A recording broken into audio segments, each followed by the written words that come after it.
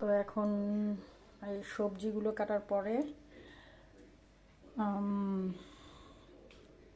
মুরগির মাংসের টুকরোগুলো ছোট ছোট করে কেটে যে আমি ম্যারিনেট করে রাখছিলাম সয়া সস আর আদা দিয়ে, তো সেগুলো হচ্ছে একটু ভাজা করে নিলাম, হালকা আধা ভাজা, কারণ পিৎজার মধ্যে দেওয়ার পরে এটা আরও সিদ্ধ হবে।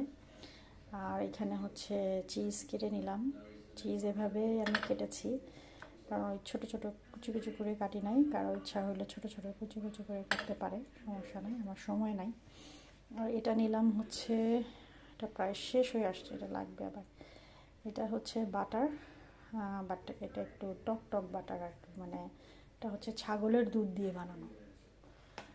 আর এইটা দিব মানে পিৎজা সস, কেউ টমেটো সসও ইউজ করতে পারে, সমস্যা নাই। এখন আমি হচ্ছে পিৎজার ডোটা দেখব কি অবস্থায়। আমি ঢেকে রেখেছিলাম, ফুলে গেছে, এখন হচ্ছে এটাকে বেলবো।